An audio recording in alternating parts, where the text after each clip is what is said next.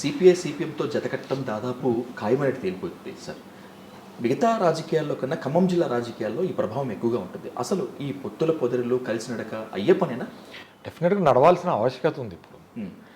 వాళ్ళు మమ్మల్ని నడిపించేలాగా ఉన్నారు ఇప్పుడు చూడబోతే. ఎందుకంటే వాళ్ళకి చాలా ప్రతిష్టాత్మకం ఉంది. మనం మునుగోడు చూసాం. మునుగోడులో ఎంత ప్రతిష్టాత్మకంగా పనిచేశారు సిపిఐ సిపిఎం కంటే. అంటే ముందు నుంచి బీజేపీకి వ్యతిరేకంగా, బీజేపీ భావజాలానికి లేదా మద్దతు పార్టీలకు వ్యతిరేకంగా కమ్యూనిస్టులు ముందు నుంచి కూడా ఉన్నారుగా. వాళ్ళు ఇద్దరు ఎంపీలు ఉన్న సమయంలో కూడా బీజేపీని వ్యతిరేకించింది కమ్యూనిస్ట్ పార్టీలు జాతీయ స్థాయిలో. సరే, జరిగిన పరిణామాల దృష్ట్యా కాంగ్రెస్ పార్టీ జాతీయ స్థాయిలో సరైన పాత్ర పోషించలేక, ప్రధాన ప్రతిపక్ష పాత్రలు పోషించలేక, లేదా వాళ్ళ అధికారంలో ఉన్నప్పుడు బీజేపీ బలోపేతం అవుతూ ఉంటే కూడా చూస్తూ ఊరుకుండి ఉండటం వల్ల, తద్వారా వామపక్ష పార్టీలు కూడా క్రమేణా బలహీనం అవటం వల్ల బీజేపీ బలపడింది. కానీ అప్పటి నుంచి ఇప్పటి వరకు కూడా ఈ విషయంలో విజిల్ బ్లోయర్గా ఉన్నదైతే కమ్యూనిస్ట్ పార్టీలే కదా. కాబట్టి వాళ్ళు ఇప్పుడున్న పరిస్థితుల్లో బీజేపీ బలోపేతం కాకూడదు, ఈ రాష్ట్రంలో కూడా బీజేపీ బలోపేతం కాకూడదు అనే ఒక ప్రధానమైన ఆకాంక్ష ఉన్నది కమ్యూనిస్ట్ పార్టీలకు ఉన్నది. వాళ్ళు మాతో చేరటం వల్ల తప్పకుండా ఖమ్మం జిల్లాలో మరింత బలం ఏర్పడుతుంది. వాళ్ళు cadre based party. So cadre based party grass root లెవెల్లో మా క్యాడర్తో కలవటం వల్ల ఇంకా ఎక్కువ గట్టిగా మాకు ఓట్లు ఉన్నాయి. వాళ్ళకి ఓట్లు తక్కువ ఉంటాయి, క్యాడర్ గట్టిగా ఉంటారు. మా క్యాడర్ ఉంది, ఓట్లు ఉన్నాయి, రెండు ఉన్నాయి.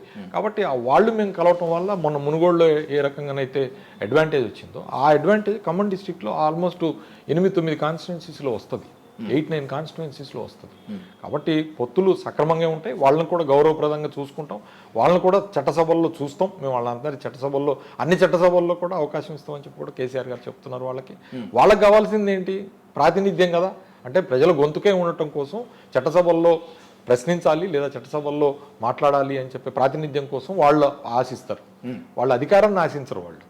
సో ఆ రకమైన అవకాశాలని మా ద్వారా పొత్తులో ఉండటం ద్వారా వాళ్ళకి వస్తాయని చెప్పి కూడా మేము వాళ్ళకి హామీ ఇస్తా ఉన్నాం. ఖమ్మం జిల్లాలో కొన్ని సీట్ల మీద కమ్యూనిస్ట్ పార్టీల కన్ను ఉంది, ఇక్కడ నుంచి కంటెస్ట్ చేస్తే బాగుంటుందని వాళ్ళు కొంత అనుకున్నట్లుగా తెలుస్తుంది. ఒకవేళ వాళ్ళ పట్టు గనక మీ సిట్టింగులకు ఎసరు పెడితే త్యాగాలకు సిద్ధంగా ఉంటారా? ఎవరైనా సరే పరస్పరం అడ్జస్ట్ చేసుకోవాల్సిన అవసరం ఉంటుంది. పొత్తు అంటే అది, పొత్తులో ఉన్న ఎసెన్సే అది. సో అందుకని ఆ విషయంలో నాకు తెలిసి మా అధినేత కేసీఆర్ గారు సరైన నిర్ణయం తీసుకుంటారు. గెలిచే దగ్గర పోటీ చేయాలి. బేసిక్గా ఏంటంటే గెలవాలి. మనం పోటీ చేసిన తర్వాత మనం ఎట్టి పరిస్థితుల్లో గెలవాలి. ఆ సీట్ మన పార్టీకి రావాలి. అది సిపిఐ అయినా, సిపిఎం అయినా సరే, టీఆర్ఎస్ అయినా సరే.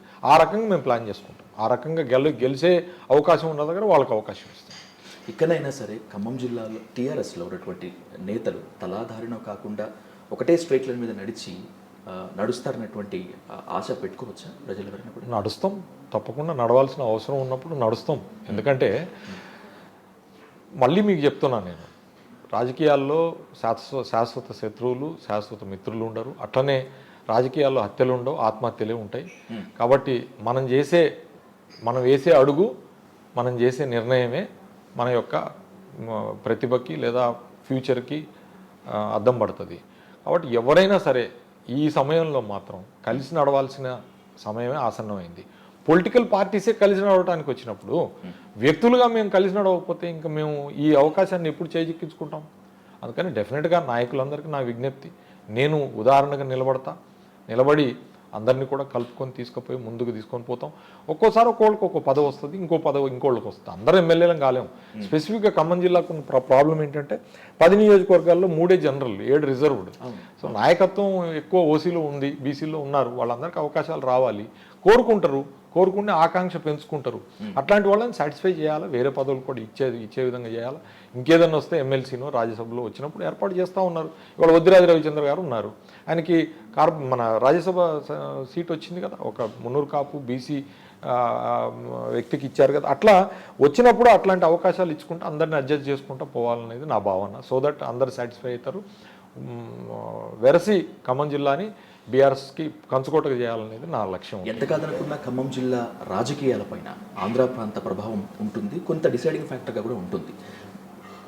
బీఆర్ఎస్ దీనికి దోహదపడుతుంది అంటారా? అంటే ఆంధ్ర ప్రాంత ఇప్పుడు ఇక మేము బీఆర్ఎస్ జాతీయ పార్టీ అయినాం కాబట్టి ఆంధ్ర, ఒరిస్సా, కర్ణాటక, మహారాష్ట్ర అన్ని రాష్ట్రాలకు మేము విస్తరిస్తాం. డెఫినెట్గా ఇక్కడున్న ప్రజలు కూడా, అక్కడున్న వాళ్ళు కూడా, ఇక్కడున్న వాళ్ళు కూడా ఎప్పుడు కూడా వేరుగా చూడలేదు మనల్ని.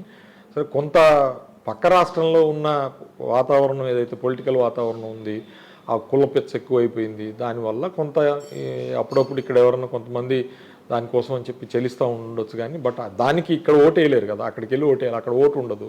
ఇక్కడేమో వేరే రాజకీయ పరిస్థితులు ఉంటాయి, వేరే రాజకీయ పార్టీలు ఉంటాయి. కాబట్టి వాళ్ళకి నేను కోరుకునేది ఏంటంటే మనం ఉన్న రాష్ట్రంలో మనం విఘ్నతను ఉపయోగించి ఇక్కడ రాజకీయ పరిస్థితులను అర్థం చేసుకోవాలా, ఇక్కడ ఉండి అక్కడ వాళ్ళని వంట పట్టించుకోకూడదనేది నా ప్రార్థన.